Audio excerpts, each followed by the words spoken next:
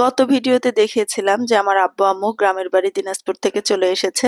আর দিনাজপুর থেকে আসার সময় গাট্টি বস্তা বেঁধে বিভিন্ন ধরনের জিনিস নিয়ে এসেছে। আজকের ভিডিওতে দেখাবো কি কি নিয়ে এসেছে।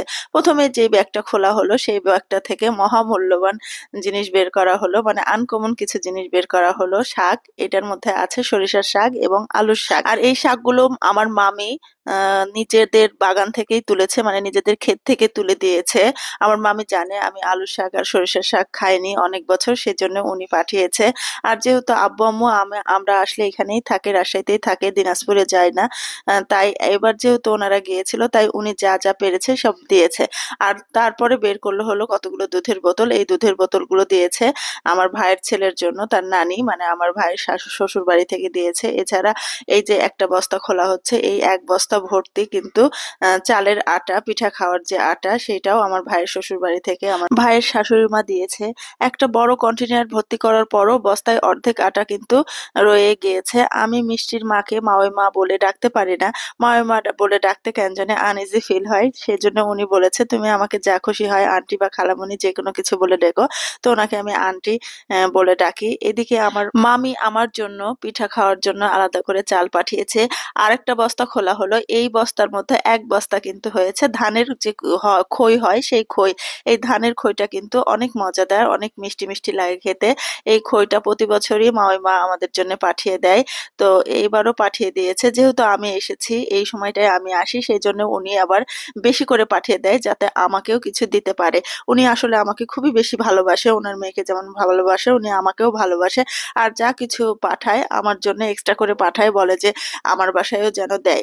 এদিকে আরো দুইটা বস্তা খোলা হলো। এই বস্তায় কিন্তু সোনার মতো ধান জন্মেছে, মানে সোনার মতো ধান ফলন হয়েছে আমার আব্বুর জমিতে।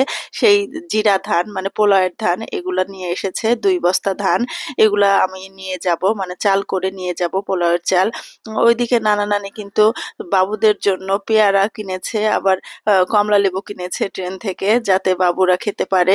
আসলে নানা নানির মন মনে হয় এমনই হয়, যেখানেই যাক না কেন নাতি নাতনির জন্য কি নিবে কি নিবে এইটাই সবসময় ভাবতে থাকে। এদিকে দেখেন বড় কন্টেনার ভর্তি করে আটাগুলো ঢালার পরও কতগুলো আটা এখনো রয়েছে। আবার দুধ সবকিছু মিলায়ে আমি আবার ভিডিও করে নিচ্ছিলাম।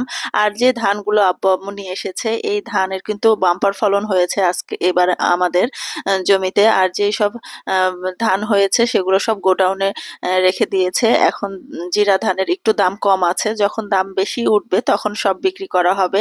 আর এদিকে আমার মিষ্টি কিন্তু বলছে আপু আমি সবগুলো সরিষার শাক বের করি, বের করে একটু বাইরে শিশিরে রাখবো সারা রাত, তাহলে কিন্তু তাজা হয়ে যাবে, কালকে আপনাকে ভাজি করে দিব।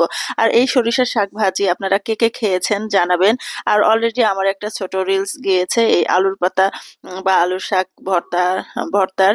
এই সরিষার শাক আর আলুর শাক একসাথে মিশিয়ে কিন্তু ভাজি করতে হয়, সেটাও খেতে অসাধারণ।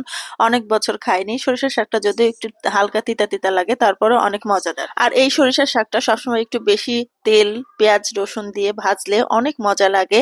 কে কে খেয়েছেন এর আগে সরিষার শাক অবশ্যই জানাবেন। আসলে গ্রামে আবাদের অনেক জিনিসই আছে, কিন্তু বয়ে নিয়ে আসা অনেক দূর দূরান্তের রাস্তা, সেজন্য অনেক কষ্টকর হয়ে যায়, তাই অনেক কিছু আনা যায় না।